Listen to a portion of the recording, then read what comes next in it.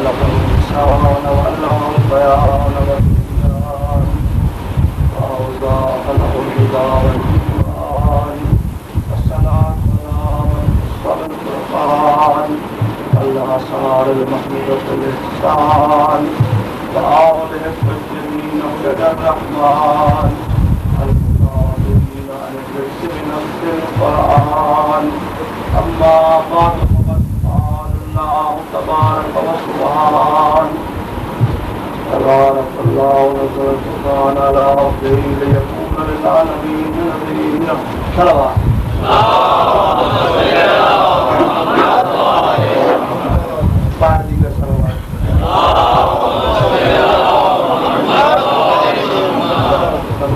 میں معروضات شروع کروں یہ سورہ فاتحہ شہید مظلوم عارف حسین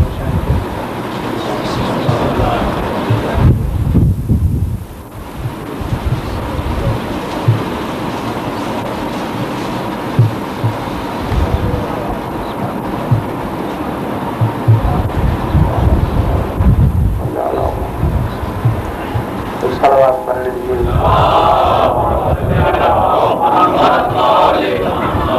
ہماری دعا بھی ہے سب کی بارگاہ عظیم میں کہ خالق کائنات اس شہید راہ خدا سید مظلوم شہید سید عارف حسین الحسینی کے خون کا انصاف کرنا کیونکہ وہ بالکل قوم کے لیے ہم وقت کام کر رہے تھے. رات اسی میں مصروف تھے اور 4.5 سال کے عرصہ میں پاکستان کے شیعوں کے لیے جس قدر ترتیب انہوں نے پیدا کی وہ پورے 40 سال میں نہیں ہو سکا. وہ پورے عرصے میں جب سے پاکستان بنا اتنا کام انہوں نے کیا ہے کہ اتنا پہلے کوئی نہیں کر سکا. اتنی تنظیم انہوں نے بنا دی شیعوں کے لیے اور لوگوں کو یہی برداشت اور پسند نہیں تھا. ان کے اساتذہ سے بھی میں نے سنا کہ وہ جب تک طالب علم تھے تو ایک فرض شناس طالب علم تھے اور جب سے قیادت سنبھالی تو ایسا محسوس ہوتا تھا کہ وہ قیادت ہی قیادت کے لیے ہو رہے ہیں. یعنی قیادت کی ہر اچھی صفت ان میں موجود تھی. علم اور نفسیات میں بھی قابل تھے, مکمل درس انہوں نے پڑھے اور قیادت اور تنظیم کے سلسلے میں بھی انہوں نے جس قدر ممکن کام تھا انہوں نے کیا. اور ہمیں معلوم ہے کہ ان کے ساتھ کئی دن گزارے اور سب لوگوں نے بھی مجھے بتایا کہ کوئی شب ایسی نہیں تھی کہ جب انہیں نصف شب کے بعد سوتا ہوا پایا گیا ہو.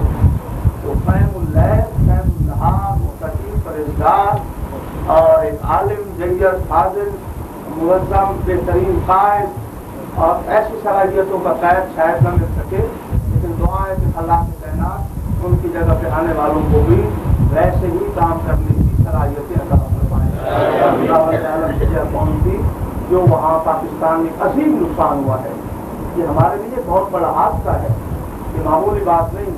وہ تو جس خیال میں کام کر رہے تھے کہ ہم آج کی سطح پر شیعوں کو منظم کریں گے, پوری دنیا میں شیعہ قوم کی جہاں بھی خدمت ہوگی وہ ہم کریں گے. تو صلوات پڑھ لیجیے. یہ صلوات بہت دھیری دھیری ہے.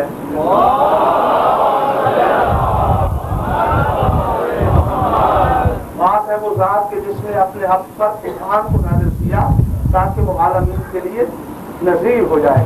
توجہ ہے نا. اب میں اپنے گزشتہ بیان سے پیوست کر کے آگے چلوں گا. تو میں کر رہا تھا کہ خلاق کائنات نے انسان کو مدنی طبع پیدا کیا. انسانوں کی طبیعت میں یہ ودیت کر دیا ہے کہ وہ دوسرے انسانوں کے ساتھ مل جل کر رہنا پسند کرتے ہیں. توجہ ہے نا. کہیں یہ کنٹرول کیجیے گا, یہ میرے پاس پرائمری اسکول کھول دیا ہے.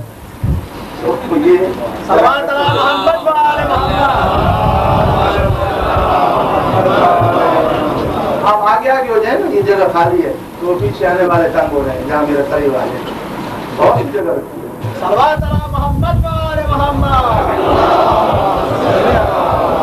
میری اس گزارش پر کہ خالق کائنات نے انسانوں کو اس دنیا میں مدنی طبع پیدا کیا, یعنی انسانوں کی طبیعت میں یہ ودیت کر دیا ہے کہ وہ دوسرے انسانوں کے ساتھ مل جل کر رہنا پسند کرتے ہیں.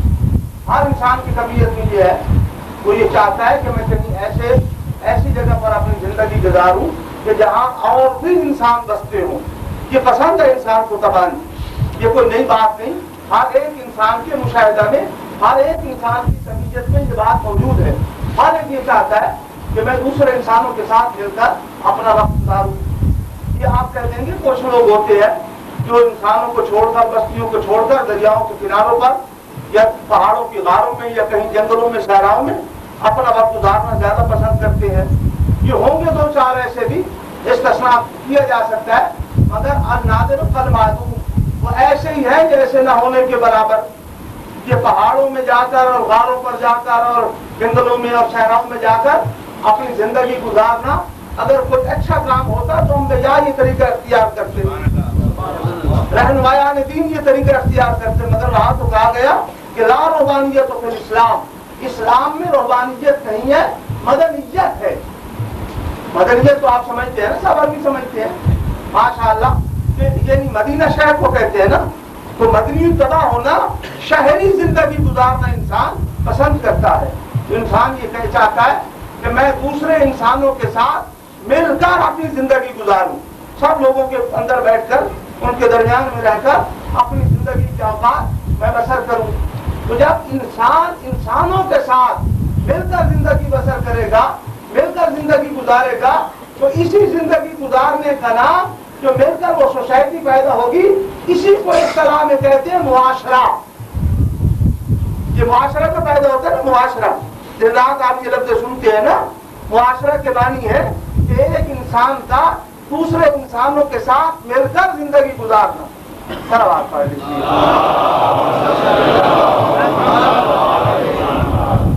یہ جگہ تو ابھی بھی ہے، اگر تھوڑا سا آگے آ جائے ابھی بھی ہے۔ صلوات علی محمد و آل محمد۔ جب انسان مل کر زندگی گزاریں گے تو وہ جو ماحول پیدا ہوگا اسے ہم کہتے ہیں معاشرہ۔ یہ معاشرہ، تو جب بھی دنیا میں کوئی معاشرہ ہوگا تو اس معاشرے پر کچھ نہ کچھ قیود مسلط کیے جائیں گے، کچھ ایسی پابندیاں لگائی جائیں گی کہ ہر انسان کچھ قیود کے ساتھ اپنی زندگی گزارے۔ کوئی بھی دنیا کا ایسا معاشرہ نہیں کہ جسے پابندیوں کے بغیر چھوڑ دیا جائے، کوئی ایک معاشرہ بھی۔ آپ کسی ملک میں بغیر استثناء مذہب کے، بلکہ وہ لوگ کہ جو مذہب کو نہیں مانتے، ہے نا دنیا میں طبقہ بہت بڑا جو یہ کہتا ہے کہ مذہب تو افیون ہے، مذہب تو انسان کو ناکارہ بنا دیتا ہے، مذہب کی ضرورت ہی نہیں ہے، لا مذہبیت ہمیں چاہیے، ہے نا انسان۔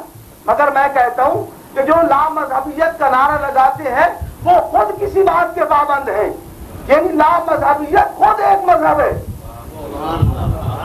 اپنے آپ کو لا مذہب قرار دے لے، مگر اسی بات کا پابند ہو جانا کہ لا مذہب رہنا بہتر ہے، تو یہ تو خود ایک مذہب ہے۔ مذہب یہی تو ہے نا کسی چیز کی پابندی کی جائے۔ تو جس بھی دنیا کے معاشرے میں، جس سوسائٹی میں بھی آپ چلے جائیں، وہاں کچھ نہ کچھ قیود ہوں گے، کچھ پابندیاں ہوں گی۔ بھائی یہ بڑے ہیں تو ان کا احترام کرو، باپ کے ساتھ ایسے پیش آؤ، ماں کا ایسے ادب کرو، اولاد کے ساتھ یوں سلوک کرو، چھوٹوں پر یہ شفقت کرو، اپنے جیسوں کے ساتھ ایسے وقت گزارو، یہ پڑوسیوں کے یہ حقوق ہیں، آپ کے یہ حقوق ہیں اور یہ فرائض ہیں۔ اب یہ زمانہ ایسا آ گیا ہے کہ ہر ایک کو حقوق تو یاد ہے، فرائض یاد نہیں۔ جو بھی بات کرے گا حقوق کی کرے گا، فرائض کی نہیں۔ بھائی جو آپ کے حقوق ہیں وہ دوسروں کے فرائض، جو ان کے حقوق ہیں وہ آپ کے فرائض، یہی تو ہے حقوق کا فرائض۔ اور کیا ہے؟ جو آپ کے حقوق ہوں گے دوسروں کے لیے فرائض ہوں گے، اور جو دوسروں کے لیے فرائض ہوں گے وہ آپ کے حقوق بن جائیں گے، یہی تو ہے نا۔ تو کوئی معاشرہ ایسا نہیں ہے کائنات عالم میں کہ جس کو بغیر پابندی کے چھوڑ دیا جائے، بغیر قید کے چھوڑ دیا جائے۔ تو انہی قیود اور پابندیوں کو اصطلاح میں قانون کہتے ہیں۔ میں پہنچ گیا اپنے مقام پہ، اگر تھوڑی سی بھی توجہ آپ کریں گے، یہ جو پابندیاں لگائی جاتی ہیں نا معاشرے پہ، انہی پابندیوں کو اصطلاح میں قانون ہے۔ اصطلاحی نام جو ہے پابندیوں کا وہ ہے قانون، ہے نا۔ جو بھی پابندی لگے گی ہے، آپ معاشرے میں پابندی ہے نہیں۔ آپ مسلمانوں کو چھوڑتے ہندوؤں میں جا کے دیکھ لیں، عیسائیوں میں دیکھ لیں، یہودیوں میں دیکھ لیں، کسی بھی مذہب والوں کے پاس چلے جائیں، کسی ازم والوں کے پاس چلے جائیں، کچھ نہ کچھ وہاں پابندی ہوگی، تو اسی پابندی کو اصطلاح میں قانون کہیں گے۔ اب یہی بات میں کہنا چاہتا تھا کہ قانون انسان کی زندگی کے لیے انتہائی ضروری. بغیر قانون کے انسانی زندگی گزارنا ممکن ہی نہیں. ماں باپ کا ادب کرو، یہ بھی قانون. اولاد پر شفقت کرو، یہ بھی قانون. اولاد کے فرائض، یہ بھی قانون. گھر والوں کا حق ادا کرو، یہ بھی قانون. پڑوسیوں کا حق ادا کرو، یہ بھی قانون. یہ تمام قوانین جب ملتے ہیں، یہ قوانین، اب یہی تو بات ہے، یہ قوانین جنہیں ہم کہتے ہیں نا پابندیاں، بس یہی فرق ہے تھوڑا سا کہ دنیا والے یہ کہتے ہیں کہ انسان کو انسان کے بنائے ہوئے قانون کا پابند کرو، اور ہم یہ کہتے ہیں کہ نہیں، انسان کو انسان کے قانون کا پابند نہیں کرو. سب کو یہ کہتے ہیں کہ انسان اپنے لیے خود قانون وضع کریں گے. اللہ نے عقل دی ہے نا انسان کو سمجھنے کے لیے، دن رات گزارنے کے لیے. تو عقل جب ہے انسان کے پاس تو اسے چاہیے کہ وہ اپنا قانون خود وضع کر لے. اور ہمارے یہاں پاکستان میں تو بڑے نعرے ہوئے کہ اب ہم جو قانون بنائیں گے قرآن و سنت سے بنائیں گے. اب جو قانون بنے گا نا ہمارے یہاں، یہ دعویٰ کر رہے تھے سب کہ وہ قرآن و سنت سے بنے گا. بڑے بڑے لوگوں نے، علماء نے، دانشوروں نے، مفتیوں نے یہی کہا کہ ہم جو قانون بنائیں گے وہ قرآن اور سنت سے بنائیں گے. تو میں نے کہا ہم تو 1400 سال پہلے سے کہہ رہے تھے کہ قرآن بغیر سنت کے سمجھ میں نہیں آتا. اگر اس وقت تسلیم کر دیا جاتا کہ قرآن کے ساتھ سنت ضروری، اکیلا قرآن، اگر اس وقت مان لیا جاتا تو آج یہ دن ہی نہ دیکھنا پڑتے. یہ دن تو اسی لیے دیکھنا پڑے گا کہ ہم نے کہا وہاں قرآن کہاں آ جائے گا سارے کا سارا، بس صرف قرآن ہی کو لے کے چلیں گے. لیکن اب کہا کہ نہیں، قرآن اور سنت سے، یاد کہا اب کہ قرآن اور سنت سے ہم قانون بنائیں گے. تو میں نے یہی کہا کہ اگر آپ بنائیں گے تو وہ قرآن اور سنت کا قانون نہیں ہوگا. اس لیے کہ قرآن اور سنت کا قانون بنانے کی ضرورت نہیں، وہ تو بن چکا. اب جو آپ بنائیں گے وہ آپ کا قانون. قرآن و سنت کا کیا؟ قرآن و سنت تو خود قانون. قرآن و سنت قانون ہی ہے نا. تو پھر یہ کہنا کہ قرآن و سنت سے قانون، یہ تو عقل کی بات نہیں ہے. جب قرآن بھی قانون، سنت بھی قانون. تھوڑا سا پلٹ کے پیچھے سے سوال پڑی تھی.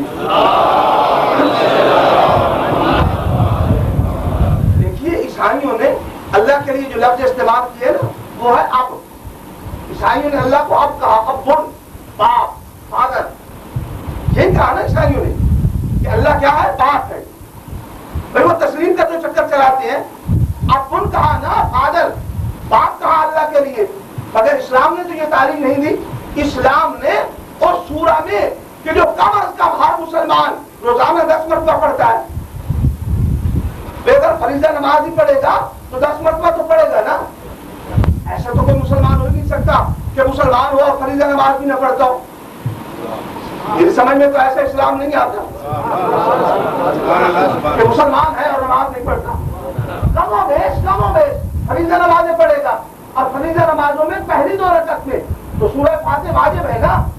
آخری میں اگر تسبیح اربعہ بھی پڑھ لیتا ہے تو پہلی 2 رکعت میں تو سورہ حمد پڑھے گا. اب سورہ حمد ہر مسلمان کم و بیش روزانہ 10 مرتبہ ضرور پڑھے گا. ایسا کوئی مسلمان نظر نہیں آتا جو 10 مرتبہ کم از کم سورہ فاتحہ نہ پڑھتا ہو. تو اس سورہ میں جو ہر ایک مسلمان کے لیے 10 مرتبہ روزانہ پڑھنا واجب ہے. اس سورہ کا، اس سورہ میں جو ہمیں تعلیم دی گئی، وہاں اللہ کو اب نہیں کہا، باپ نہیں کہا، بلکہ رب کہا. الحمدللہ ہے رب العالمین. حمد ہے اس اللہ کے لیے جو عالمین کا رب، صرف انسانوں کا نہیں. بلکہ آپ ذرا اندازہ لگائیے کہ قرآن نے ہمیں عالمی برادری کا تصور دیا. یہ نہیں کہا کہ صرف عالمین کا رب، بلکہ کہا کہ صرف انسانوں کا رب. اگر کہا ہوتا کہ ہم اللہ کے لیے جو انسانوں کا رب تو بات بڑی محدود ہو جاتی. یہاں تو کہا کہ جو عالمین کا پالنے والا، عالمین کا رب، یعنی عالمین کو ضرورت ہے رب کی. اب قرآن نے یہ اب نہیں کہا، رب کہا. عیسائیوں نے کہا اب، اور ہم نے کہا رب. ان دونوں لفظوں میں بہت آسان سا فرق ہے، اور وہ یہ ہے کہ باپ جو ہوتا ہے وہ بیٹے کے اسباب وجود میں لانے کے لیے ایک سبب ہے. باپ جو ہے نا وہ سبب ہے ان اسباب میں سے جو کسی کو عالم وجود میں لاتے ہیں. اولاد کے عالم وجود میں آنے کے اسباب میں سے ایک سبب ہے نا باپ. تو عیسائیوں کی نظر بڑی محدود تھی. انہوں نے اللہ کو وجود میں آنے کا صرف سبب سمجھا. یعنی اب عالم وجود میں آنے کے بعد ضروری نہیں ہے کہ باپ ہو یا نہ ہو. اگر ہے تو بڑی اچھی بات ہے. کتنے ایسے باپ ہوتے ہیں کہ اولاد پیدا ہوتی ہے اکثر وکار نہیں ہے تربیت سے. ختم ہو گئی بس اولاد ہوئی اور ختم ہو گیا, کوئی سروکار نہیں. یا باپ فوت ہو گیا, چلا گیا اس دنیا سے, مر گیا, اب اس نے بھی تربیت میں حصہ نہیں لیا اولاد کے. تو اب باپ تو ہے نا مگر تربیت میں حصہ نہیں لیا. تو باپ سبب ہے اسباب کے وجود میں آنے کے لیے, لیکن رب پیدا ہونے کے بعد رشتہ توڑ نہیں دیتا. اگر صرف خالق کی لفظیں ہوتی تو پھر اس کے معنی یہ تھے کہ صرف پیدا کیا اور رشتہ ختم ہو گیا, منقطع ہو گیا. مگر وہاں تو کہا کہ رب ہے. کیا مانی کہ بقدر امکان حد کمال تک پہنچانے کا ذمہ وار بھی ہے. رب ہے رب کہ جہاں تک یہ اپنے امکان کی حد سے پہنچ سکتا ہے وہ پہنچائے گا. پہنچانا بھی اس کا تربیت کے لیے رب ہے نا. رب کی کیا مانی کہ جب تک ہے وہ اس کے ساتھ سے تربیت اس کی کرے گا. حد کمال تک لے جانے میں جو اشیاء ضروری ہے اگر صرف اب ہوتا, صرف خالق ہوتا تو ضروری نہیں تھا پیدا ہونے کے بعد ساتھ چلتا. بس پیدا ہوا رشتہ منقطع ہو جاتا. مگر یہاں تو کہا کہ اللہ صرف خالق نہیں ہے بلکہ رب ہے. رب اب جس قدر کوئی ترقی کی منازل تک پہنچ سکتا ہے اللہ کے فرائض میں سے ہے کہ وہاں تک پہنچا ہے. لیکن آپ کا کچھ لوگ گھبرا جاتے ہیں فریضے کے لیے. جب اللہ کے لیے آتے ہیں رب سے فریضہ تو کہتے نہیں اللہ جو کرے وہ اچھا. جب میں نے عرض کیا تھا نا وہ پہنچائے یا نہ پہنچائے اس کی مرضی. تو میں نے کہا اگر نہ پہنچانا اس کے لیے ہوتا تو پھر رب نہ ہوتا. رب ہونے کا تقاضا یہ ہے کہ وہ تربیت کا ذمہ دار بن گیا. اب ذمہ داری ہے اس کی کہ بقدر امکان جہاں تک انسان پہنچنے کی صلاحیت رکھتا ہے. اور میں نے انسان کہہ دیا بلکہ عالمین کی ہر مخلوقات کے لیے, تمام مخلوقات کے لیے جہاں تک پہنچنے کی ان کی صلاحیت موجود ہوگی پہنچانا اس کا تقاضا ربوبیت ہوگا.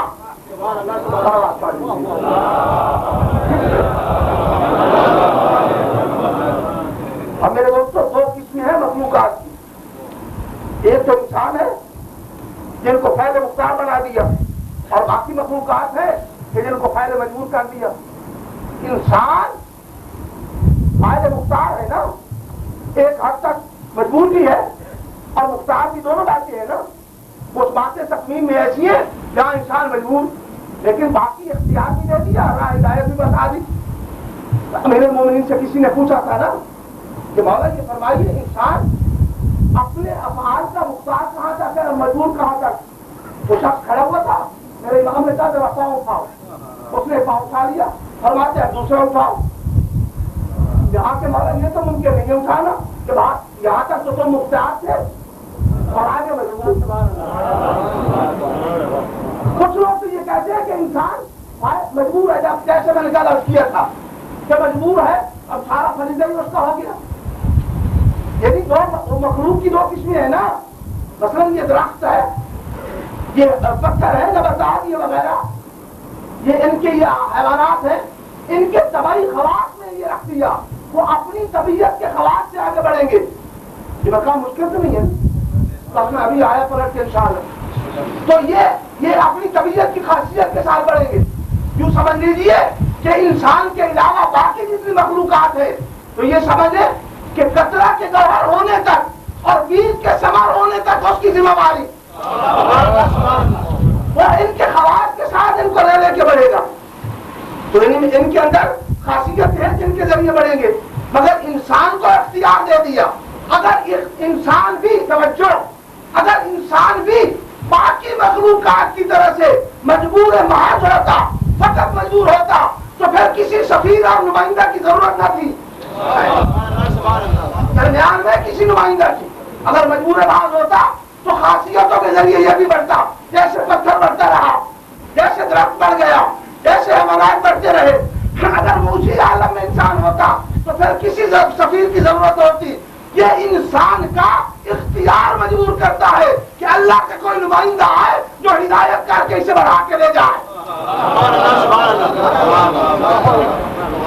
اختیار ہے نا انسان. اللہ کو یہ تو منظور ہے کہ ہر انسان دیانتدار بنے, سچا بنے, خائن نہ بنے, جھوٹ بولنے والا نہ ہو. یہ ساری چیزیں اللہ چاہتا تو ہے کہ یہ مومن بنے, مگر میں کہتا ہوں کہ اللہ جبرن نہیں چاہتا. وہ چاہتا ہے یہ مومن بنے مگر اپنے اختیار سے. مطلوب قدرت یہ ہے کہ یہ امانت دار بنے مگر اپنے اختیار سے, یہ خائن نہ بنے مگر اپنے اختیار سے. اور ایک بات کہہ رہا ہوں صاحبان فہم کے لیے, ذرا توجہ کیجیے گا. اگر اللہ جبر کے ذریعے مومن بنانا چاہتا تو کافر کا وجود ہی نہ ہوتا. کافر کا وجود دلیل اختیار ہے انسان کی.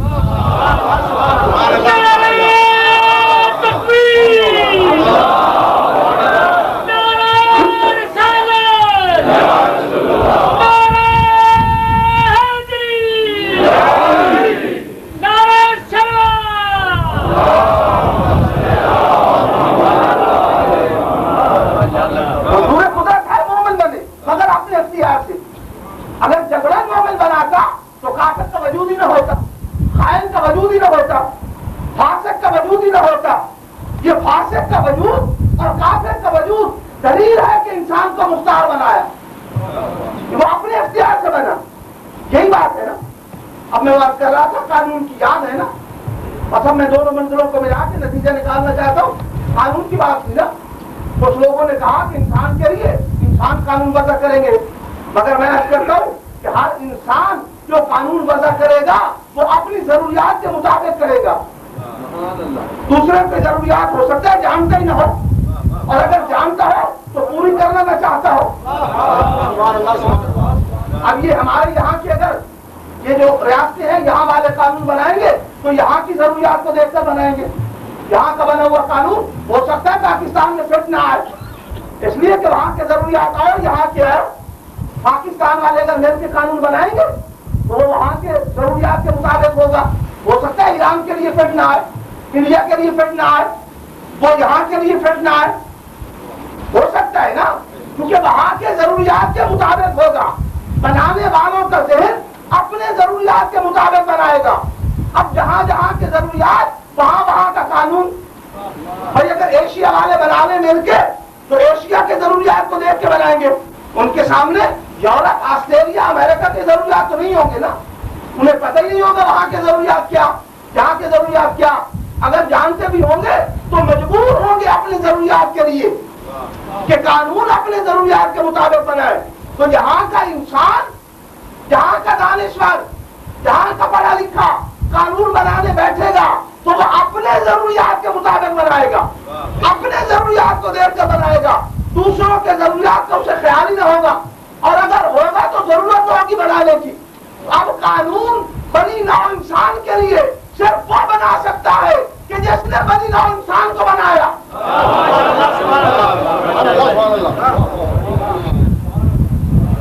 جس نے تمام انسانوں کو بنایا ہوگا, اگر وہ قانون بنائے گا ہر ایک کے ضروریات کے مطابق بنائے گا. اسے تو معلوم ہے نا کہ انسان کی ضروریات کیا ہے. اسے یہ تو خیال نہیں کہ پاکستان کی ضروریات کیا ہے. اور آپ ذرا اندازہ لگائیں, کل بھی میں نے عرض کیا تھا کہ ہمارے ضروریات کا خیال وہ رکھے ہوئے ہے کہ جسے آپ خود کوئی ضرورت نہیں, اسے تو خود کوئی ضرورت نہیں, مگر ہمارے ضروریات کے خیال ہے اس کو. توجہ ہے نا. تو جب ہمارا قانون وہ بنائے گا کہ جس نے بنی نوع انسان کو بنایا, یہی تو ہم کہتے ہیں. اور اسلام کیا ہے؟ کیا اسلام گالی دینے کا نام ہے؟ اسلام جھگڑنے کا نام ہے, لڑائی کا نام ہے, فسادات کا نام ہے. اسلام پورا بھلا کہنے کا نام ہے. کبھی غور کیا آپ نے؟ ہمارے یہاں تو یہ ہوتا ہے بعض اوقات جو اچھی گالی دے دیتا ہے وہ اچھا عالم سمجھا جاتا ہے. اور اتنا لڑیں گے آپس میں, اتنا لڑیں گے. وہ کوئی کہہ دے گا ہاتھ کھول کے نماز پڑھنے والا کافر, کوئی کہہ دے گا باندھ کے پڑھنے والا کافر. اب میں نے کہا مسلمان تو وہ ہے جو پڑھتا ہی نہیں. کسی نے یہاں سے کہہ دیا, کسی نے وہاں سے کہہ دیا. ایسی ایسی باتیں ہیں نا. تو اسلام یہ نہیں ہے میرے دوستوں اسلام لڑانے کا نام نہیں، ملانے کا نام ہے. اسلام فساد کا نام نہیں، محبت کا نام ہے. اسلام پیار کے پیغام کا نام ہے. تو اسلام قریب کرنے. اور میں یہ اکثر کہا کرتا ہوں کہ سب سے بڑی خصوصیت اسلام کی ہے کہ وہ کسی خطہ ارضی کے نام منسوب نہیں. توجہ نہیں کیا؟ کچھ ادیان ایسے ہیں نا دنیا میں جو خطہ ارضی کے نام منسوب ہے، اور کچھ ایسے ادیان ہیں، ایسے مذاہب ہیں جو شخصیت کے نام منسوب. اسلام نہ شخصیت کے نام منسوب نہ خطہ ارضی کے نام. اب یہ ہندو مت کیا بنی کہ جو سرزمین ہند سے متعلق یہی ہوا نا، ایک ملک کے نام منسوب ہو گیا، اور یہ عیسائیت حضرت عیسیٰ سے منسوب. ایسے یہودیت تمام مذاہب کو دیکھتے جائیں، مت مت ایک شخصیت کے نام سے منسوب، مگر اسلام نہ شخصیت کے نام سے منسوب نہ کسی سرزمین کے نام. یہی اسلام کی تو عالمی برادری ہے. کلمہ پڑھنے والا فارس کا انسان کیوں نہ ہو، اگر پیغمبر کی خدمت میں آ گیا اور پیغمبر نے اس کے خلوص پر اعتماد کر لیا تو اب کہہ دیں گے سلیمان منا اہل البیت. یہ نہیں پوچھا رہنے والا کہاں کا. کوئی ہندوستان کا ہو، پاکستان کا ہو، افغانستان کا ہو، ایران کا ہو، توران کا ہو، یورپ کا ہو، ایشیا کا ہو، امریکہ کا ہو، کہیں کا رہنے والا ہو، ادھر اس نے لا الہ الا اللہ محمد رسول اللہ پڑھا اور ایک ایسی برادری میں داخل ہو گیا. اب امریکہ والا کے لیے ضروری نہیں کہ اس کا اس کا نبی امریکی ہو، یا پاکستان والے کے لیے پاکستانی ہو. یہ تو محدود باتیں ہیں نا، محدود اذہان کی، جو اسلام کو نہیں سمجھتا ادھر کلمہ پڑھا اور ادھر عربی رسول کو ماننا پڑا. اب حضور عرب کے رہنے والے ہیں اپنے مقام پر، مگر کلمہ پڑھنے کے بعد واجب الاطاعت ہو گئے رسول. اب یہ نہیں کہ ہم جرمن کے رہنے والے ہیں، فلاں ملک کے رہنے والے ہیں. تو اسلام کی سب سے بڑی خصوصیت یہ ہے کہ یہ کسی خطہ زمین یا کسی شخصیت میں محدود نہیں. اب میں نے عرض کیا کہ اسلام یہ کہتا ہے کہ قانون وہ بنائے گا جس نے بلی نام انسان کو بنایا. دانشور بنائیں گے اپنی ضروریات کے مطابق، جو بھی بنائے گا اپنے اپنے ضروریات کے مطابق. اگر وہ بنانے والا ہو کہ جس نے انسان کو بنائے گا تو اس کا بنا ہوا قانون جہاں بھی لے کے جاؤ گے وہی نافذ العمل.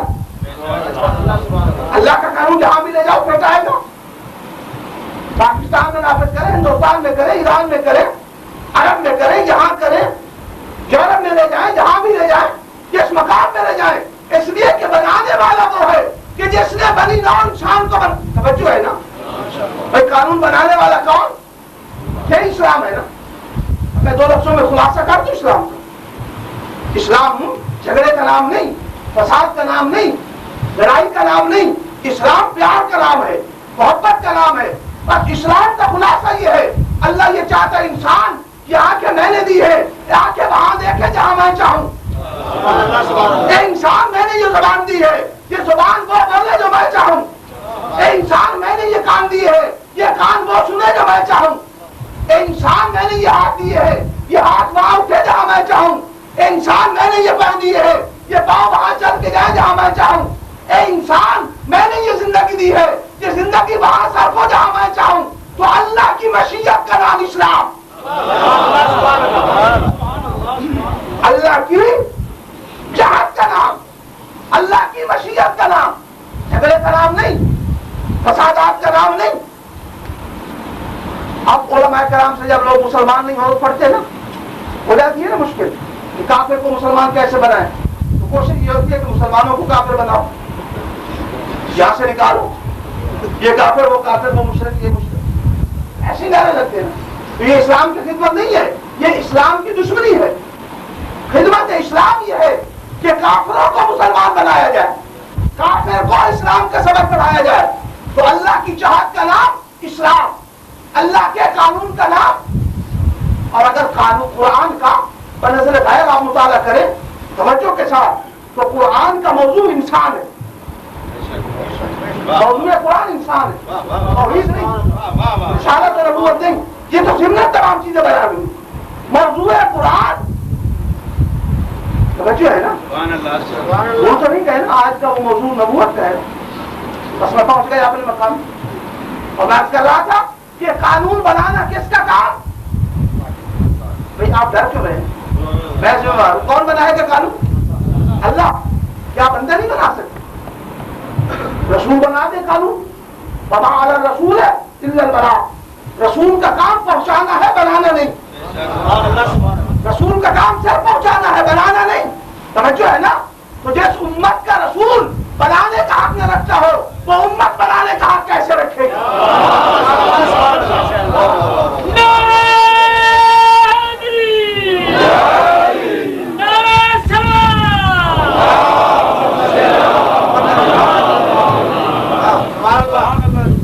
سلوات اور پڑھ لیجیے.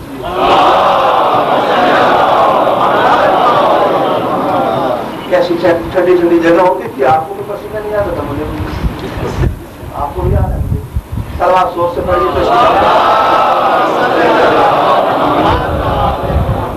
توجہ ہے. اب میں آگے بڑھوں اپنے موضوع کے ساتھ ساتھ. تو مجھے سادہ سادہ لفظ یاد نہیں ہے، بڑے بڑے الفاظ مجھے یاد نہیں ہے.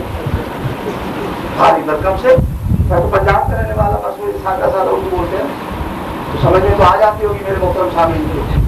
اب میں آگے والی بات یہ کہنا چاہتا ہوں، اس سے تھوڑا آگے ایک مرحلہ، اور وہ یہ ہے کہ اسلام کیا ہے؟ اللہ کے قانون کا نام، اللہ کی چاہت کا نام، اللہ کی مشیت کا نام، اللہ کی رضا کا نام. تو قانون بنانے والا کون؟ اللہ.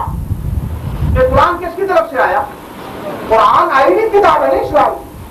انشاءاللہ کبھی وقت آئے تو قرآن کے بارے میں عرض کروں گا. تو قرآن کیا کتاب ہے؟ آئینی کتاب ہے نا اسلام کی. ایسے ہی ہے نا. تو اللہ کا بنا ہوا قانون ہے اسلام. اسلام کا قانون بنانے والا کون؟ اللہ. اللہ کا نام بلند آواز سے لینا چاہیے. کون؟ اللہ. اور ہے کس کے لیے قانون؟ ہمارے لیے، انسانوں کے لیے. ہے انسانوں کے لیے اور بنانے والا اللہ. بنائے گا اللہ، ہم نہیں. یہ کمیونزم نہیں، سوشلزم نہیں، یہ امپیریلزم نہیں، یہ فلاں ازم.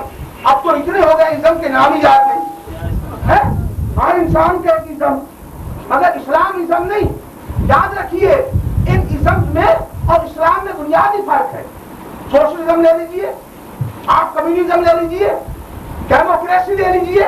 ہر ایک نظام جو انسانوں کا ہے کسی ایک شعبہ حیات کے لیے ہوگا. یہ سوشلزم، یہ کمیونزم صرف اقتصادیات کے لیے، اقتصادیات میں تو رہنمائی کرے گا، باقی شعبہ حیات کے لیے نہیں.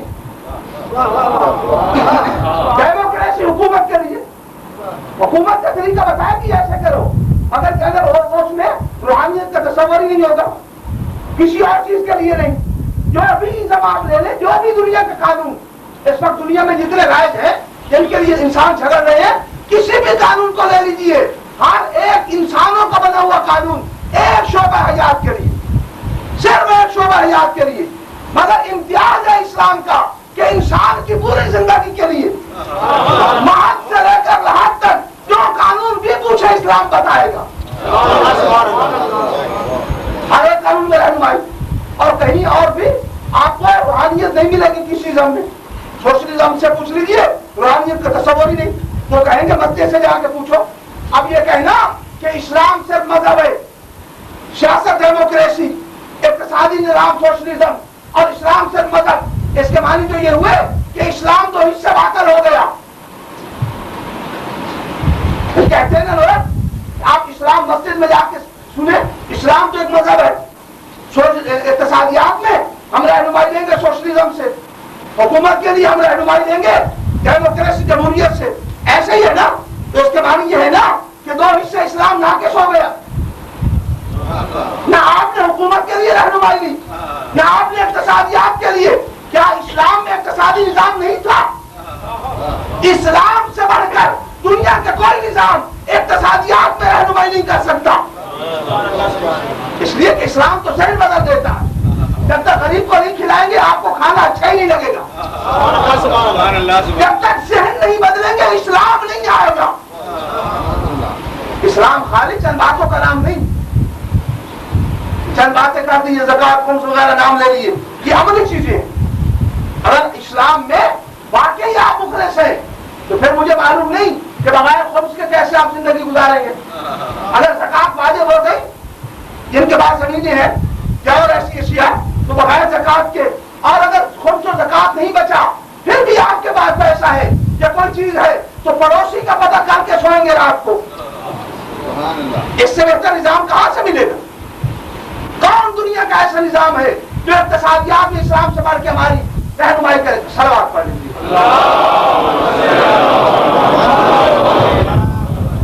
جو ہے نا میرے دوست، میں وہ بات کہہ دوں اس کے لیے میں نے ساری تبدیل، اور وہ یہ ہے، سیدھی سی بات ہے کہ نظام بنانے والا کون؟ اللہ۔ اسلام میں نظام کون بناتا ہے؟ ابھی تو سونے کا وقت نہیں ہوا نا، جلدی میں ہے، ابھی تو بہت وقت ہے۔ کون بنائے گا نظام؟ اللہ۔ اور ہے کس کے لیے؟ انسان کے لیے۔ بس اب مختصر سی بات ہے کہ دونوں کی ملاقات کرا دیجیے۔ قانون بنانے والا اور قانون لینے والا، بھائی قانون بنانے والا وہ ہے نا اللہ۔ یا اللہ ذرا آ کے ہمیں اپنا نظام کو سمجھا۔ سارے نظام کی بات نہیں کرتے، عبادات میں سب سے افضل ہے نماز، سب سے افضل نماز ہے نا۔ یا اللہ ذرا آ کے نماز سمجھا، بھول گئے یاد نہیں کیسے پڑھنا تھی، اور یہاں نہیں تشریف لے آنا، اور وہاں بھی نہیں آنا، پاکستان میں ایران میں بھی نہیں، بس اپنے گھر میں آ جا اور آ کے ہمیں، یا اللہ آج اپنے گھر میں کعبۃ اللہ میں، اور آ کے ہمیں نماز سمجھا۔ نماز ہی بتا دے کیسے پڑھیں گے، کیا اللہ آ کے نماز سمجھائے گا؟ گھبرا رہے بھائی، اللہ آ کے نماز سمجھا دے گا۔ اگر اللہ آ کے نماز سمجھانے لگے، ادھر نیت نماز کی، ادھر اللہ نہیں رہا، اس لیے کہ معبود عابد نہیں ہوتا، جو سر جھکا دے وہ اللہ نہیں ہوتا۔ اور نہیں کیا یہ مسئلہ تو میرے مولا نے بتایا۔ ایک شاعر نے آ کے پوچھ لیا کہ یا علی، یہ نمرود کے دربار میں مناظرہ ہوا تھا نا جناب ابراہیم علیہ السلام کا توحید پر، تو اللہ کے نبی نے کہا کہ میرا اللہ رب وہ ہے کہ جو مردوں کو زندہ کرتا ہے، زندوں کو مارتا ہے، مردوں کو۔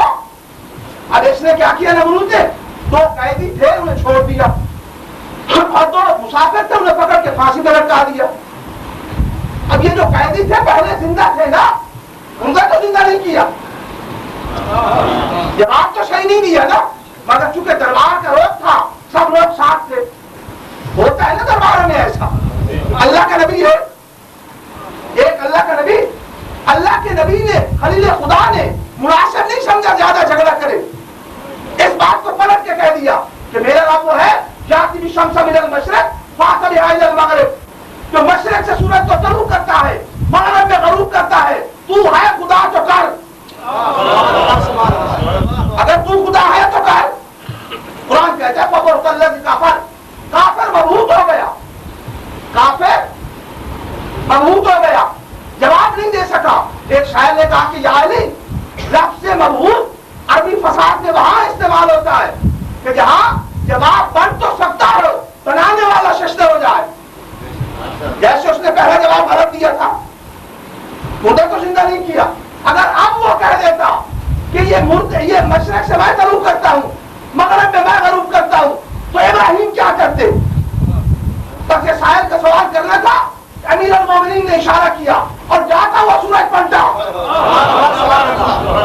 نطق شمس مرتين، دو مرتبہ پلٹا، ایک مرتبہ مدینے میں پیغمبر نے دعا کی۔ حضرت ام سلمہ فرماتی ہے کہ ہم نے چراغ روشن کر دیے تھے، امیر المومنین آئے نا کہیں سے، قبیلے کو کوئی پیغام سنا کے پیغمبر کا، اب آ کے بیٹھے تھے، حضور نے جواب بھی پوچھا اور زانو علی پہ سر رکھا، حضور سو گئے۔ اب پیغمبر سو گئے، کوئی اور مسلمان ہوتا تو پیغمبر کا سر اٹھا کے رکھتا نماز پڑھنے کے لیے، مگر یہ سمجھتے تھے، علی تھے کہ یہ زانو پیغمبر کی اطاعت میں ہے نا۔ وہی اپنے کام نماز پڑھ رہے تھے نا، پیغمبر نے آواز دی، ایک آواز، دوسری، تیسری، جب تیسری آواز پہ حاضر ہوئے، فرماتے ہیں ابی بن کعب سمجھتے ہیں نا، بہت بڑے صحابی، تراویح کے پہلے امام، تراویح شریف کے پہلے امام یہ تھے، اور کثرت الحفاظ شیعہ میں ان کا پہلا ذکر ہے، یہ بہت بڑے حافظ قرآن تھے۔ تو یہ ابی بن کعب جب آئے، پیغمبر نے کہا کہ آواز نہیں سنی پہلی، یا رسول اللہ جب آپ نے آواز دی میں نماز پڑھ رہا تھا، آواز نہیں سنی کہ سنی تھی آواز، ختم کیا حاضر ہو گیا کہ پھر سے کلمہ پڑھو. میں بلا رہا تھا تمہیں، اب یہ علی تھے نا، زانو میں پیغمبر کے سر اٹھا کے نہیں رکھا، بس ایک زانو سے اشارے سے نماز پڑھی، ایک اشارے سے، یعنی علی کا ایک زانو پیغمبر کی اطاعت میں اور ایک اللہ کی اطاعت میں. نماز پڑھ لی. جب ابھی میں یہ دبئی سے کتاب لے کے آیا ہوں رد الشمس، میرے پاس ہی ہے، انہوں نے تو اتنی حدیث جمع کر دی ہیں اس پر سنی شیعہ کتب سے، علامہ کریم ہے لبنان کے جنہوں نے وہ لکھی ہے. تو وہ بات کر رہا تھا کہ ایک زانو پیغمبر کی اطاعت میں اور ایک اللہ کی اطاعت میں. اب جو پیغمبر بیدار ہوئے سورج جا چکا تھا، یا علی نماز نہیں پڑھی، حضور اشارے سے پڑھی کہ نہیں مکمل پڑھو. یا اللہ اگر علی تیرے اور تیرے رسول کی اطاعت میں تھا تو علی کے لیے سورج پڑھتا.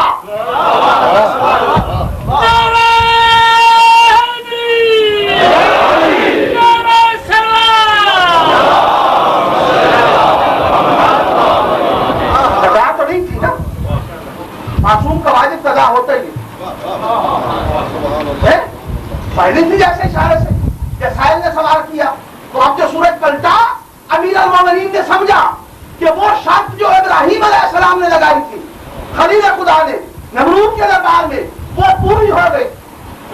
مشرق سے پلٹا، کوئی غلط فہمی نے مجھے اللہ نہ سمجھ لے، رب نہ سمجھ لے، فوراً نیت نماز کر لی، اللہ اکبر، نیت نماز کر کے بتا دیا کہ میں تو نماز پڑھ رہا ہوں، اور جو نماز پڑھے وہ اللہ نہیں ہوتا،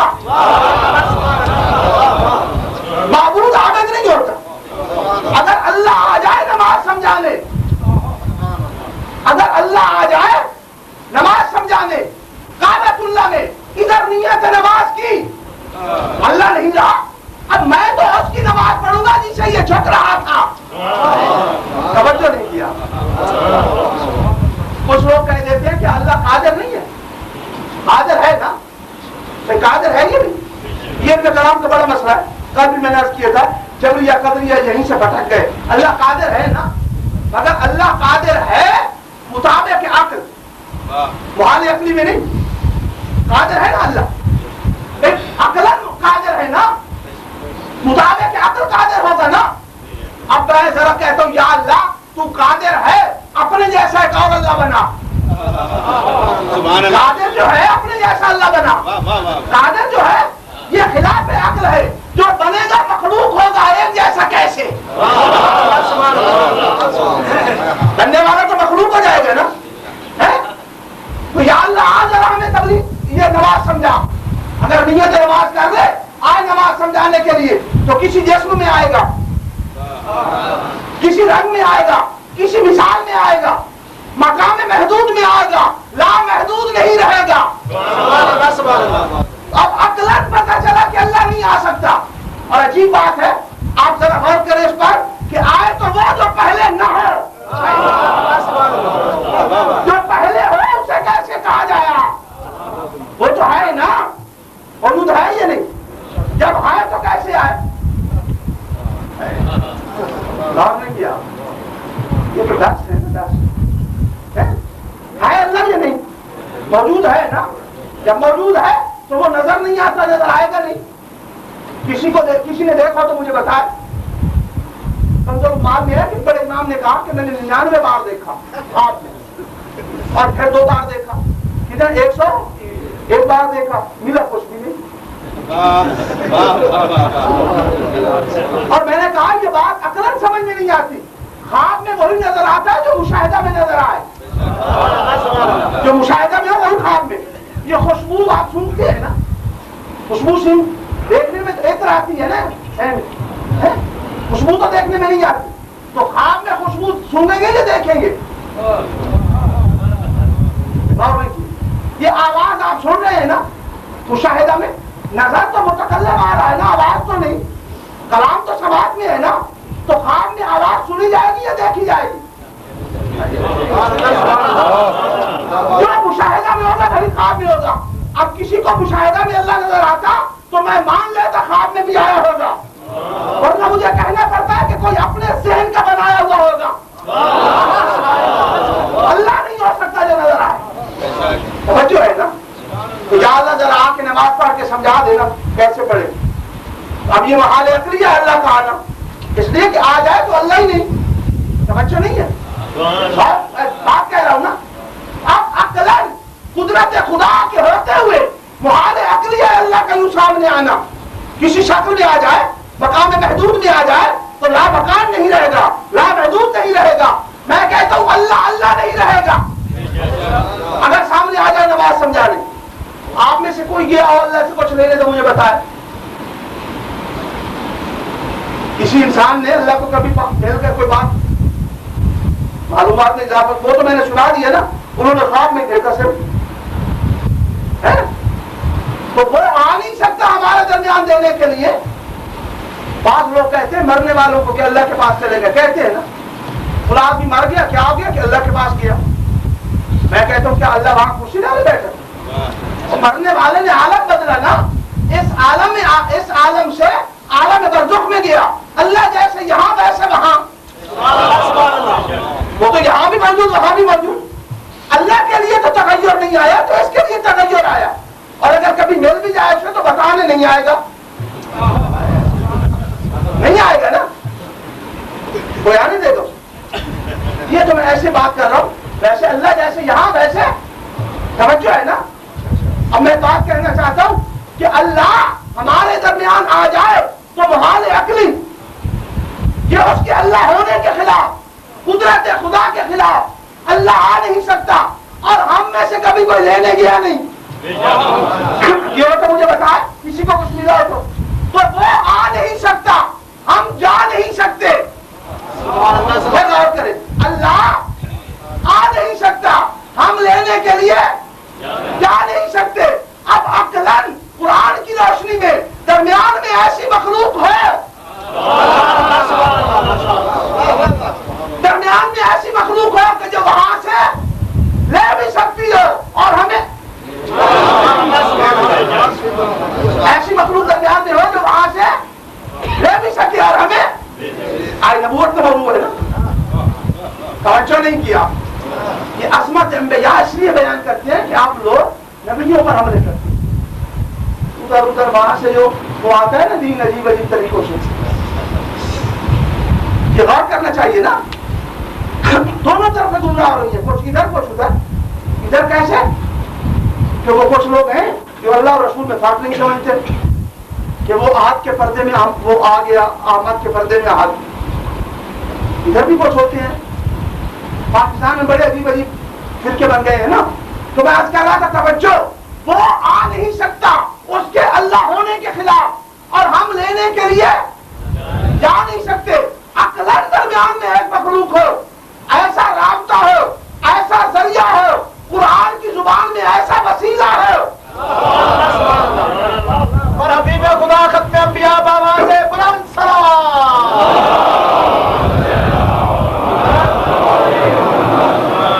ایسا توجہ ہے نا, ایسا وسیلہ ہو درمیان میں جو وہاں سے لے بھی سکے اور ہمیں دے بھی سکے. ایسی بات ہے نا.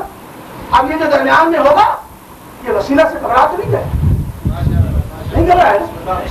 اور بھائی گھبرانے کی کون سی بات ہے, وسیلہ کی صرف ہمیں ضرورت نہیں, وسیلہ کی ہمیں ضرورت ہے لینے کے لیے اور اسے ضرورت ہے دینے کے لیے.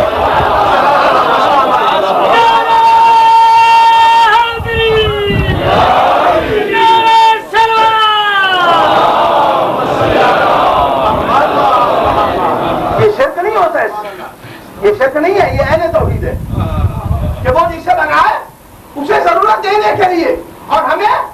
یہ دو رخا ہوگا نا, ایک رخ ادھر اور ایک رخ, کیا یہ اس جیسا ہوگا لے کے دینے والا؟ اگر اس جیسا کہہ دیا شرک کی توحید ہو جائے گا.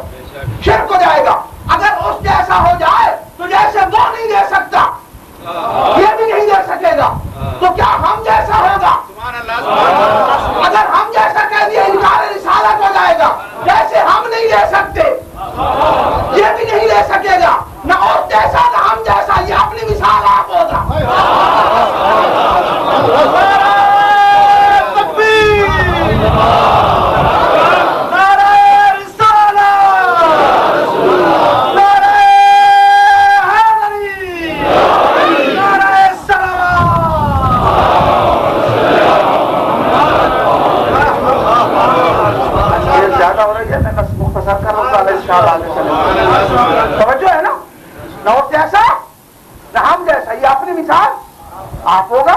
بس یہ اتنا سمجھ لیجیے کہ وہاں سے لینے کے لیے ایسے کمالات رکھتا ہو, وہاں سے لینے کے لیے ایسے کمالات رکھتا ہو کہ جن کے ذریعے لے سکے, اور ہمیں دینے کے لیے ہمارے صفات رکھتا ہو,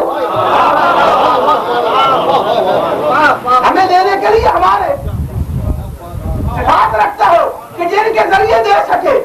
وہاں سے لینے کے لیے کمالات الہیہ, اللہ کے دیے ہوئے کمالات, وہاں کمالات رکھتا ہو. کیسے کمالات؟ انگلی اٹھ جائے تو چاند کے ٹکڑے ہو جائے, درخت گواہی کے لیے حاضر ہو جائے, انگریزوں کو اٹھا لے تو کلمہ پڑھنے لگے. یہ وہاں کے کمالات. اور ہمارے لیے صفات. یہ تجارت کرتا ہے, کیوں؟ یہ تجارت نہ کرے تو ہمیں تجارت کا سبق کون سمجھائے؟ یہ کھانا نہ کھائے تو کھانے کے آداب کون بتائے؟ یہ شادی نہ کرے تو شادی کا سلیقہ کون سمجھائے؟ اس کی اولاد نہ ہے تو تربیت کون بتائے؟ یہ تمام کمالات کے باوجود اور جیسا نہیں, اور ان صفات کے باوجود ہم جیسا نہیں.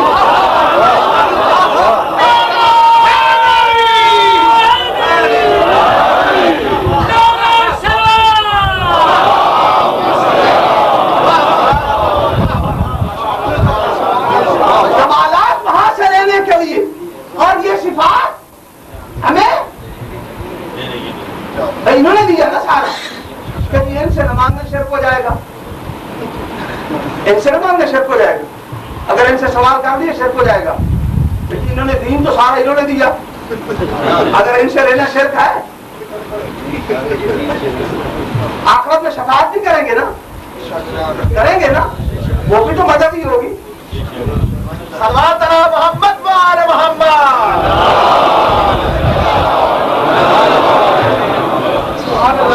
وہ کیا ہوگی؟ شفاعت مدد ہی ہے نا.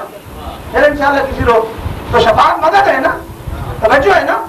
تو جب شفاعت کر سکتے ہیں وہاں شفاعت کریں گے, یہاں دین دیں گے. تو دین کس نے دی ہے؟ نماز کس نے دی؟ نماز کیا ہے؟ حضور کھڑے ہو کر قیام بن گیا, چھوٹے رکوع بن گیا, پیشانی کو رکھ دیا سیدھا بن گیا, کچھ پڑھ دیا قلت بن گئی. تو افعال و اقوال رسول کا نام دین. جو پیغمبر نے کہا وہ دین, جو پیغمبر نے کیا وہ دین, اور حضور کے سامنے کسی نے کیا حضور نے نہیں روکا تو وہ دین. تقریر رسول بھی دین ہے نا, تقریر رسول یہ بھی دین ہے نا. حضور کے سامنے کوئی کرے نہ روکے یہ دین. توجہ ہے نا. اب ایک بات کہہ دوں کہ جو پیغمبر کرے وہ دین. حضور نے نماز پڑھی اصل دین, میں نے پیغمبر کو دیکھ کے نماز پڑھی میرا دین. حضور نے روزہ رکھا اصل دین, ہم نے رسول کو دیکھ کے روزہ رکھا, نقل رسول ہمارا دین. حضور نے حج کیا اصل دین, ہم نے پیغمبر کو دیکھ کے کیا, نقل رسول ہمارا حج ہمارا دین. تو نقل رسول ہمارا دین, اصل دین حضور, جو حضور کرے, نقل رسول ہمارا دین. توجہ, اور مسلمان کسی نقل کو بدعت نہ کہنا ورنہ دین بدعت ہو جائے گا.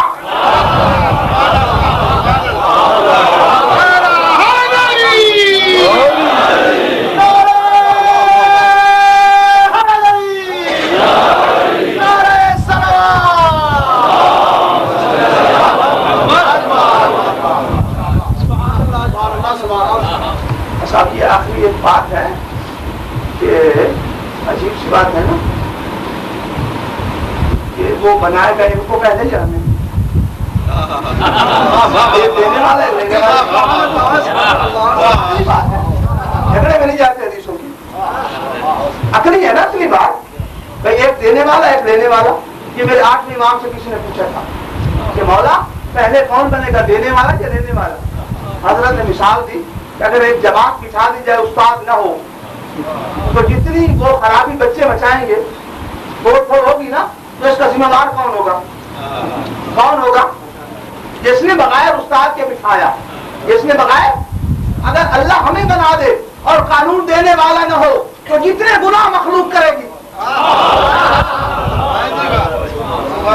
جتنے گناہ مخلوق سب کا ذمہ دار کون؟ اس لیے کہا کہ اول ما خلق اللہ کنت نبیا وآدم بین الماء والطین.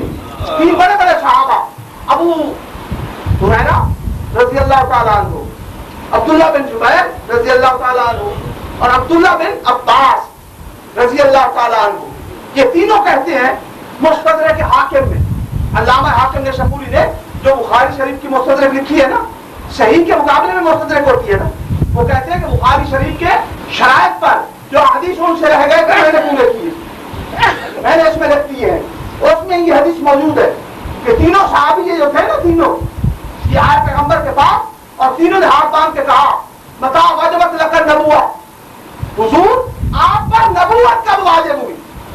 یہ نہیں کہا کہ آپ پیدا کب ہوئے، آپ پر نبوت کب واجب ہوئی؟ تو سید الانبیاء نے کہا کنت نبیا فآدم بین الماء والطین، میں اس وقت نبی تھا، میں نبی تھا جب آدم مٹی اور پانی کے درمیان، میں نبی، پیغمبر فرماتے ہیں میں اس وقت نبی تھا جب آدم مٹی اور پانی کے درمیان، تو میں بڑی اچھی بات ہے، بنے سب سے پہلے آئے سب سے آخر، پہلے بنے نا بھئی، نور پہلے بنا نا، بنے پہلے آئے آخر میں، یہ کیا پہلے بننا اکملیت کی دلیل، اس لیے کہ علماء علم کلام کا مسلم مسئلہ ہے کہ ذات واجب، ذات کامل جب وجود اول کو بنائے گی تو کامل بنائے گی، پہلا وجود ناقص نہیں بن سکتا۔ بس میں تو یوں ہی کہا کرتا ہوں وہ بے مثال بنا رہا تھا، یہ بے مثال بن رہا تھا، وہ لاجواب بنا رہا تھا، یہ لاجواب بن رہا تھا، نہ وہ کیسا بنانے والا نہ کیسا بننے والا، پہلی کاریگری تھی، پہلی صنعت تھی، اتنا صاف کیا، اتنا صاف کیا کہ مصطفیٰ بنا دیا۔ اب جو ہوئے تو اسی نور کے دو حصے، دو حصے بعد میں اس کے ہوئے، یہ پھر انشاءاللہ۔ اب میں عرض کر رہا تھا کہ سب سے پہلے بنے، سب سے پہلے، یہ میں کیسے سمجھاؤں کس سے پہلے؟ یوں سمجھ لیجیے ہر پہر سے پہلے، آپ کو کہہ دے نا سورج پہلے بنا کوئی نہیں کہے گا شرک، چاند پہلے بنا کوئی نہیں کہے گا، آسمان پہلے بنا کوئی نہیں کہے گا، زمین پہلے بنے، بس کہو حضور پہلے بنے تو شرک۔ اور جب بنانے والا بنا رہا تھا، یہ بننے والا بن رہا تھا، شرک کیسا؟ جہاں خالق و مخلوق کا فرق ہو، پہلی صنعت بنائی، پہلی کاریگری تو کامل وجود بنے گا نا، پہلے بننا اکملیت کی دلیل اور آخر میں آنا افضلیت کی دلیل۔ تھوڑی سی توجہ کریں، یہ مقصود اول ہے نا، مقصود اول۔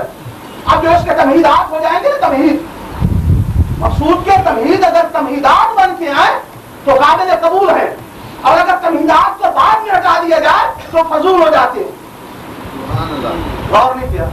دیکھیے آج کا مقصود تھا کہ مجلس ہوگی، ہاں نا، مجلس اب ہو رہی ہے نا، مقصود اب پورا ہو رہا ہے، ممبر پہلے رکھا گیا، تمہید ہے نا، پہلے رکھا گیا، فرش پہلے بچھایا گیا، یہ لائٹیں جو ہوئی، روشنی جو کی گئی یہ پہلے ہوئی، یہ پنکھے پہلے سے بنے، پہلے لگائے گئے، یہ شامیانے، یہ چھتیں جو بنی پہلے سے بنی، مقصود اب پورا ہو رہا ہے اور سب کچھ پہلے ہوا، سب کچھ پہلے ہوا۔ اگر مجلس پہلے ہو جاتی ممبر بعد میں آتا، یہ پیدا ہو جاتا نا، مجلس پہلے ہو جاتی یہ پنکھے بعد میں آتے، یہ لائٹنگ بعد میں ہوتی، بے فائدہ ہو جاتی نا۔ یہ تمہید ہے مقصود کی، پہلے آنا چاہیے، پہلے آنا چاہیے نا، تمہید جو ہے تو بس مقصود کل کو آنا تھا، آدم آئے اب یہ کھانی کرانے کے لیے، مقصود کل کو آنا تھا، نوح آئے زمانے کو پکڑنے کے لیے، مقصود کل کو آنا تھا، ابراہیم آئے میرا بڑھانے کے لیے، مقصود کل کو آنا تھا، عیسیٰ اور موسیٰ آئے اس قابل بنانے کے لیے کہ اس سے استفادہ کر سکے۔ اگر مقصود پہلے آ جاتا آدم کیا لے کے آتے، وہ کیا سمجھاتے، ابراہیم کیا بتاتے؟ ابھی غور نہیں کی بھئی، مقصود کل کو آنا تھا نا، آسمان کا نیل شامیانہ پہلے لگا، مقصود کل کو آنا تھا، یہ ستاروں کا چراغاں پہلے ہوا، شمس و قمر کی تندیریں پہلے لٹکائی گئی، دریاؤں کی سبیلیں پہلے بہائی گئی، ایسا ہی ہے نا۔ اگر پہلے حضور آ جاتے تو یہ بعد میں آنے والا بے فائدہ، وہ فائدہ رہتا۔ اگر مقصود پہلے ہو جائے، سمجھ میں آ گئی نا بات؟ بس اگلی بات کہہ دوں، اور یہ حدیث قدسی کا ایک ٹکڑا بھی ہے اور اگلی بات بھی ہوگی، قرآن بھی یہ تائید کرتا ہے، اور یہ کہ لولا کلمہ خلق अखलक़्तुल अफ़लाक़, मेरे हबीब तुम्हें न बनाता तो कुछ न बनाता, आप न होते कुछ भी न होता। ये हदीस कुदसी की है जो है, दो जो आगे भी है, मगर कहा कि आप न होते तो अफलाक न होते, क्योंकि हद निगाह का नाम है ना अफलाक, इसलिए कहा कि अफलाक न होते। अब मैं अर्ज करता हूँ, थोड़ा सा जरा गौर कीजिए। आप मुझसे कहें कि जनाब आपको मजलिस पढ़ना थी इसलिए मिंबर रखा गया, आपको मजलिस पढ़ना थी इसलिए लाउड स्पीकर लाया गया, आपको मजलिस पढ़ना थी इसलिए पंखे लगाए गए, आपको मजलिस पढ़ना थी इसलिए बल्ब रोशन किए गए। ऐसे ही है ना, अगर कोई कहे कि आपको मजलिस पढ़ना थी इसलिए फर्श बिछाया गया, तो अब अगली बात यह है कि जब मैं पढ़ के चला जाऊं फर्श उठा दिया जाए, पंखे बंद कर दिए जाए, लाइटों को खामोश कर दिया जाए, मिंबर को उठा दिया जाए, लाउड स्पीकर को बंद कर दिया जाए, इसलिए कि जिसके लिए था वो गया, तो जिसके लिए आलम बना था अगर वो चला गया,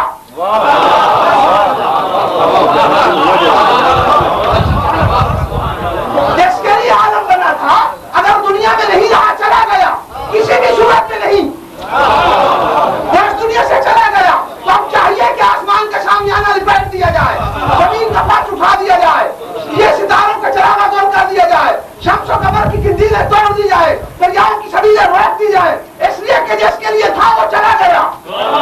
वरना मानना पड़ेगा कि आलम की बका बता रही है कि वो या जैसा कोई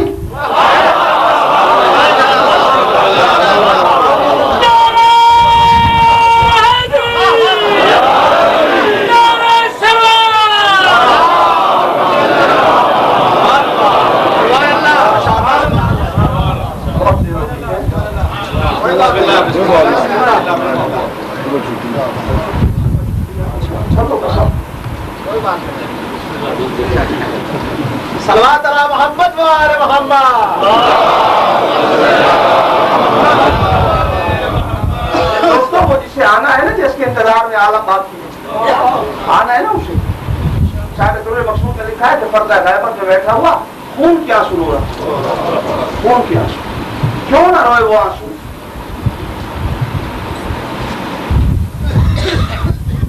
क्यों ना रोए खून के आंसू।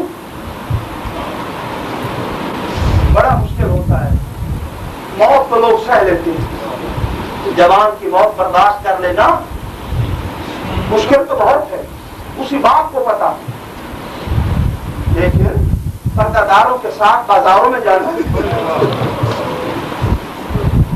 बड़ा मुश्किल होता है ना।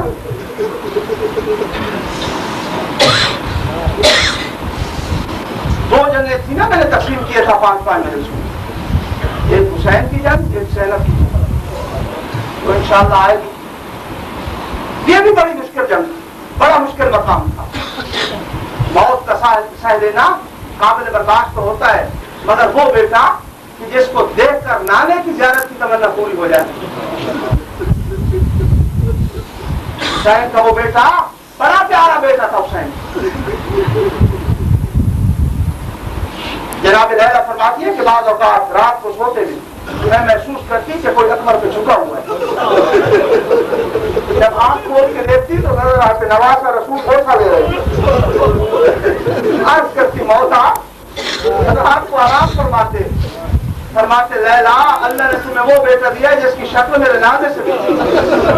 जब नाने की ज़ियारत को जी चाहता है मैं अकबर का मौका लेता हूँ, अकबर को देख लेता हूँ। अज़ादारों बड़ा अजीब वक्त था, बड़ा प्यारा बेटा हुसैन। साहिबे अल-अदद व सुन्ना अल्लामा सल्लानी फरमाते हैं इख्तिलाफ है रिवायात में। कुछ उलमा ने लिखा है, शायद जाफर शोखी रहनामा, साहिब खसैस हुसैनिया वगैरह, वो उन उलमा में जो लिखते हैं कि बनी हाशिम में अकबर आखिरी शहीद। उन्होंने लिखा है कि करबला का दिन जो था बड़ा मुश्किल दिन था आशूर का, जिनमें कुव्वत बर्दाश्त ज्यादा थी, इमाम उन्हें बचा रहे थे, मौला उन्हें बचा रहे थे। बड़ा मुश्किल दिन था। नकन साहब की के फिक्र मुझे बहुत पसंद है, उन्होंने पाकिस्तान में मजलिस में कहा था कि आशूर के दिन जीना मुश्किल था, मरना आसान था।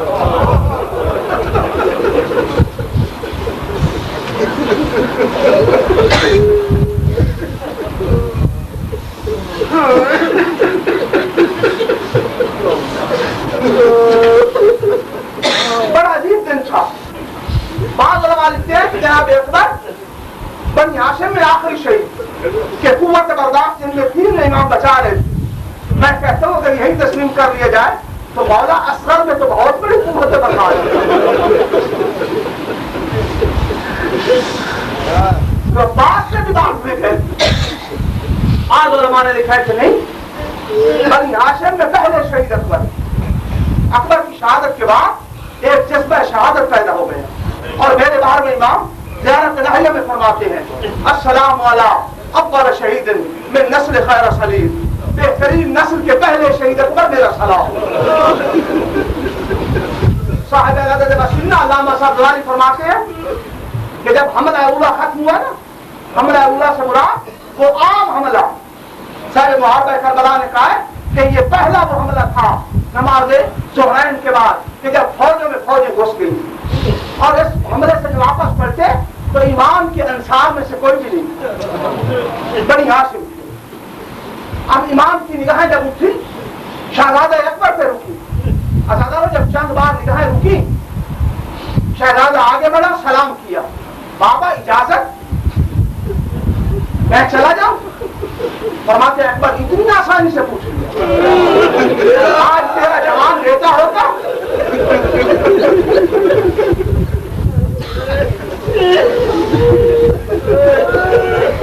بیٹا عرض کرتا ہے مولا کم میں عمر آدم، جناب آدم کی کتنی عمر تھی؟ 630 سال. کم میں عمر ابراہیم، کم میں عمر لقمان، لقمان کی کتنی عمر تھی؟ بیٹا 3500 سال. کم میں عمر نوح، نوح کی کتنی عمر تھی؟ بیٹا 2500 سال. بابا انجام کیا ہوا؟ موت. بابا اگر کوئی 1000 برس کی ہے تب بھی مرنا، کوئی 18 برس کی بیٹا خیام سے رخصت ہو. خیمہ کے اندر شہزادہ آیا. اب راوی یہ کہتا ہے کہ خیمہ کے اندر کے حالات زیادہ معلوم نہیں ہو سکتے. اتنا پتا چلتا تھا کبھی خیمے کا پردہ اٹھ جاتا، کبھی گر جاتا. محسوس ہوتا تھا شہزادہ نکلنا چاہتا ہے، پھر بھی آگے نہیں صدر بیمار بھائی کا آخری سلام کر کے شہزادہ باہر نکلا. ابھی نکل نہیں رہے تھے کہ صاحب تصویر احسان نے لکھا ہے کہ ایک مرتبہ ایک کنیز نے آواز دی اکبر ذرا رک جاؤ. اب جو اکبر رکے، اب پلٹ کے دیکھا تو 2 عصا کا سہارا لیے بیمار بھائی آ رہے. اکبر ہمیں ملے بغیر نہ جانا، ہمیں شام جانا ہوگا.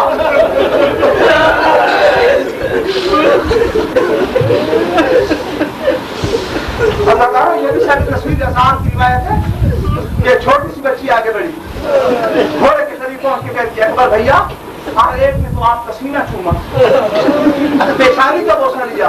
ان کے قد بڑے تھے، میں بہت چھوٹی ہوں. اکبر ذرا رکاب سے پاؤں نکال لو میں چوم لوں.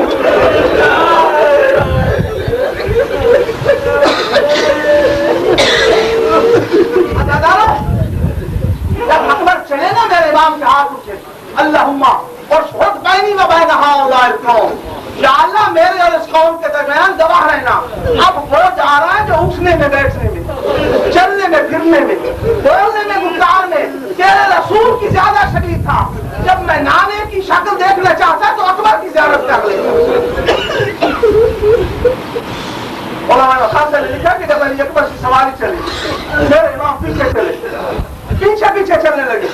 ازاداروں جب سواری کی رفتار تیز ہو جاتی، امام کا چلنا تیز ہو جاتا.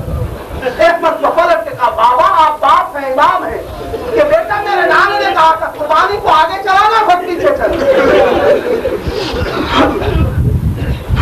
ازاداروں شہزادے نے حملہ کیا، کامیاب حملہ. پلٹ کیا ہے بابا میں نے اچھا حملہ کیا، بیٹا خیبر کی یاد تازہ کر دی. ازاداروں سینے پہ ہاتھ رکھ کے سوچنا، کسی کا جوان بیٹا کامیاب ہو کے آئے اور باپ کامیابی کی تصدیق کر دے. کوئی جوان اگر کوئی چیز مانگ لے باپ سے تو کیا باپ چھپا کے رکھے گا؟ جب امام نے کامیابی کی تصدیق کی، ہاتھ باندھ کے کہتے ہیں بابا ایک گھونٹ پانی اگر مل جاتا. ازادارہ شہزادے کا پانی مانگنا تھا کہ امام نے اپنی زبان اکبر کے منہ میں رکھی. اکبر پیچھے تھا کہ بابا آپ کی زبان تو من سے بھی زیادہ کھلی ہے. ازادارہ شہزادے نے پھر حملہ کیا. اب جو حملہ ہوا تاریخ کی لفظ ہے فَقْتَلُوهُ أَرْبًا أَرْبًا. اکبر پہ نیزوں کے ساتھ تلواروں کے ساتھ اتنے زخم پڑے، زخموں پہ زخم پڑے، شہزادے نے سواری کا رخ موڑا کہ بابا کو تکلیف زیادہ نہ ہو۔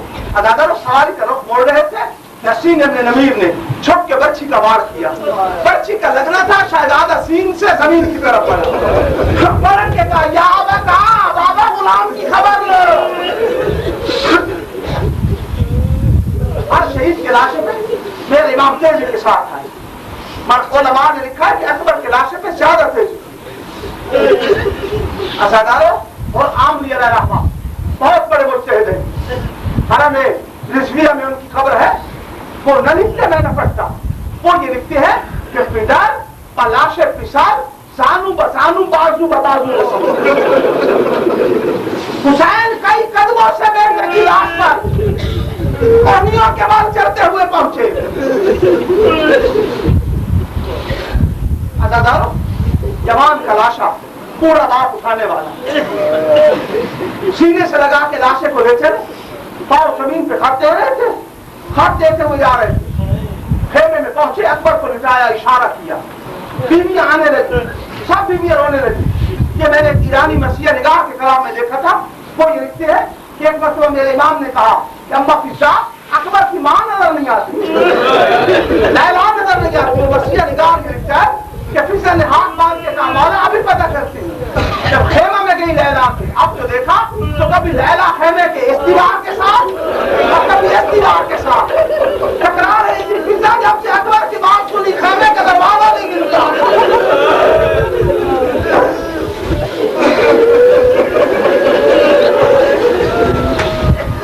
ادادارہ لیلا آئی خیمے کے اکبر کے لاشے پہ، وہ مرثیہ نگاہ یہ لکھتا ہے کہ جناب لیلا نے ہاتھ باندھ کے کہا کہ مولا آنکھیں بند کر لیں، جوانوں نے بڑی آنکھیں بند کر لو، شہزادیوں تم بھی آنکھیں بند کر لو، بیوی زینب آپ بھی روک چھوڑ لیں۔ ایک مرتبہ کربلا کی زمین میں زلزلہ آیا، مرثیہ نگاہ یہ لکھتا کہ اب جو پلٹ کے زینب نے دیکھا تو لیلا اکبر کا خون اپنے بالوں میں لگا رہی بیوی میں نے منت مانی تھی اکبر کی شادی کے خلاف کروں گی، منہ پہ جاتے ہوئے والی نجف سے پوچھوں گی کہ والی نجف خلاف ٹھیک نہ گیا۔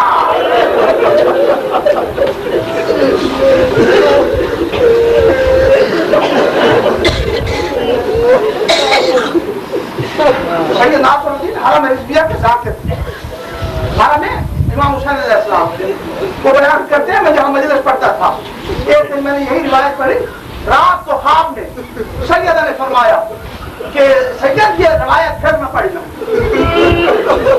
جب سے تم نے روایت پڑھی ہے نا میرا بیٹا عالم رشم ہے۔ اکبر کو یاد کر کر کے حسین رو رہا ہوں، بیوی کون سی روایت کی؟ یہی جو آج پڑھی تھی۔